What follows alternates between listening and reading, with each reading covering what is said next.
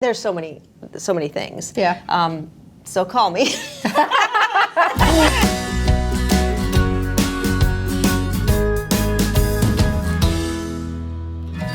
So since you never get a second chance to make a first impression, what are the things you should absolutely never do on a first date?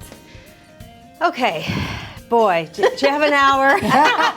All right, so since as a matchmaker, I'm sending people out on first dates all the time, and you would think adults would know these things already, but somehow we don't, and especially watch the alcohol consumption, all right? Like so, no more than you'll 5 have drinks? a couple glasses of Chardonnay and everything, and all of a sudden you're telling about, you were abused as a child, or what medications you're on, or the custody battle with your ex right now, or I don't know, it sounds your like good $100,000 conversation credit to card me. debt, or you're using it as a therapy session. Okay, so that's a no-no. Or vomit session. Or talking about your ex. Yeah. This is the time to get to know the new person in front of you, not the ex. I mean, there's so many things. Yeah.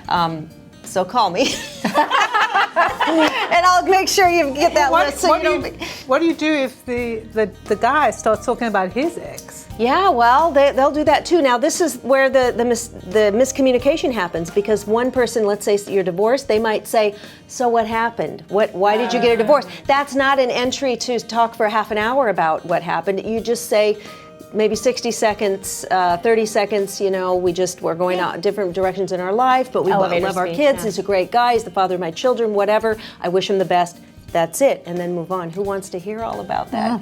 Yeah. So it's All right, so don't tell your whole life story, right? And stop with the medication. What else? Or at least don't let them know. Just don't tell them about the meds. Antipsychotic. Exactly. Or you just got out of prison. Yeah. I think that one of the big things is to go there with the right kind of expectation. Like, be present to the conversation you're having. Yeah. Not putting on all these expectations. Oh, this is going to be the man of my children, or I can't wait till we get married. Already imagining what's going to happen. Already putting this guy in a box and thinking, oh, well, you've got your little 10-point list. What do I want? Yeah. And ticking off, this, that. And making it like an interview. Some people say that. I felt like I was on an interview. Yeah. I was being interrogated. a lot. And you know what? When you're on an interview and you're sitting across from each other, your personality style changes. It goes to work mode. So when you learn personality styles, it's not the same one you'll be in a relationship So the woman's in with. her masculine again. The other thing is, I have done this before and it blew up in my face. I told the guy, he said, well, so what kind of man are you looking for? So I rattle off all the cool things. He becomes that. I fall in love with who he is portraying himself to be. Gosh. And 3.5 months later, I had signs along the way, of course, but it was fun. 3.5 months later, I'm thinking, okay, yes, I did fall in love, but it was the person he was pretending to be. And who was it that told him everything I wanted? It was me. So. Yeah. Would you say that's something too that you wouldn't say on a? I'm not gonna. I wouldn't run off a list on a date either. You just say, I want to see if there's chemistry. I want to. A few things you can have, some deal breakers, but I say as a woman, don't have more than 5 things on your list. And I think we have to avoid complaining about any ex. Absolutely. Complaining on a first date is just completely out of the picture.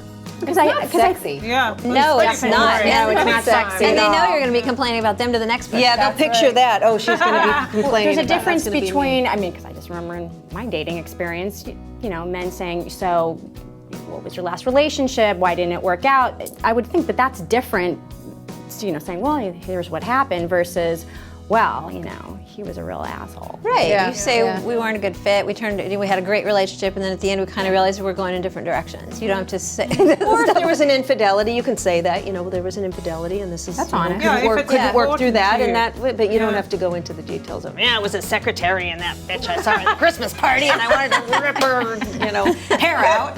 That could be a fun day.